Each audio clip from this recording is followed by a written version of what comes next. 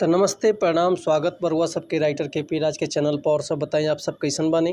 उम्मीद करते रहुआ सभी बढ़िया होखब अच्छा होखब। तो रउआ सबन खातिर लेके आ गए बनी बिल्कुल दर्दनाक बिल्कुल ब्लास्ट बिल्कुल खतरनाक मीटर बिल्कुल नया कंपोजिशन भोजपुरी लगन स्पेशल ऑर्केस्ट्रा सॉन्ग। उम्मीद करते रहुआ सबके बेहद पसंद आई। अगर ये गाना के रुआ बढ़िया से म्यूजिक बनवा के बढ़िया से दिल से गायकी कहतनी तो 100% बाकी गाना और मार्केट में ब्लास्ट करी। लेकिन इससे पहले रुआ समन से एगो बात कहल चाहब कि अगर रुआ गायकी में इंटरेस्ट बा गायकी के चाहतनी गायकी रुआ के पसंद बा रुआ के बढ़िया मीटर नहीं मिलत बढ़िया से गाना नहीं मिलत बढ़िया तुकबंदी नहीं मिलत बढ़िया रुआ सबके म्यूजिक नहीं मिल पावत तो रुआ अगर हमारा चैनल पर आ गए तो रुआ सबके निराश मिले के जरूरत नहीं है। काहे से कि रुआ समन खातिर हम हर एक प्रकार के सॉन्ग लिखिले हिंदी होके चाहे भोजपुरी होके चाहे रुआ कोनो भी ट्रैक पर भोजपुरी गाना लिखवा सकीले चाहे नया कंपोजिशन गाना लिखवा सकीले चाहे म्यूजिक बनवा सकीले चाहे कोनो भी गाना रुआ लिखवा सकीले वो बिल्कुल उचित चार्ज पर। लव सॉन्ग होके ऑर्केस्ट्रा सॉन्ग होके बेवफाई सॉन्ग होके पूर्वी होके निर्गुण होके भजन लोकगीत लयदारी रंगदारी जातिवाद सॉन्ग चाहे जिला स्पेशल गाना चाहे भोजपुरी में रुआ कोनो भी प्रकार के गाना लिखवा सकीले वो बिल्कुल उचित चार्ज पर। तो ये से कहल चाहब रुआ समन से कि रुआ अगर हमारे चैनल पर आ गए बानी चैनल पर पहला बार बानी चैनल पर बिल्कुल नया बानी तो चैनल के लाइक कर दी सब्सक्राइब कर दी बेल आइकन प्रेस कर दी ताकि कोनो वीडियो अपलोड करी तो सबसे पहले नोटिफिकेशन रुआ समन के मिले।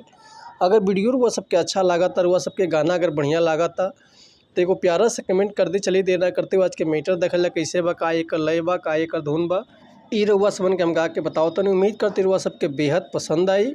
तो चलिए देखिए आज के गाना कैसे बा कि जब से पिए लुआरो के पानी दिने दिने बढ़े जवानी हे करे जा सुनो कि जब से पिए लुआरो के पानी बढ़े दिने दिने तोर जवानी तरानी लग जाई चीटी तोहरा चीनी के बोरी पर तरानी लग जाई चूटा तोहरा चीनी के बोरी पर पागल भइल मन ढोढ़ी पना तरानी लग जाई चूटा तोहरा चीनी के बोरी पर पागल भइल मन ढोढ़ी पना कि जब से पिए लुआरो के पानी बढ़े दिने दिने तोर जवानी तरानी लग जाई चूटा तोहरा चीनी के बोरी पर पागल भइल मन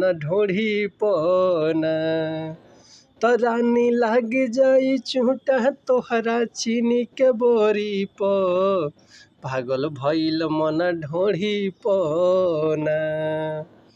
तो उम्मीद करते मीटर रुआ सबके बेहद पसंद आयल होई।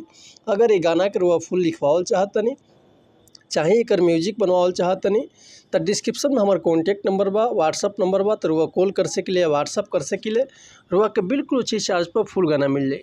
लेकिन एक और बात रुआ सबसे कहल चाहब कि अगर हमारे गाँव में कोनो मिस्टेक होता तो भैया क्षमा चाहतनी ऐसे कि हम राइटर रही हम तो भैया गायक ना है रुआ समन के खाली बता सकिले समझा सकिले। तो मिलते हैं नेक्स्ट वीडियो में कुछ नया गाना कुछ नया धुन कुछ नया कंपोजिशन लेके तब तक ले रुआ सब सन्मति चाहतनी। नमस्कार प्रणाम जय हिंद जय भारत जय भोजपुरी समाज हर हर महादेव जय शिव शंभु जय माता दी।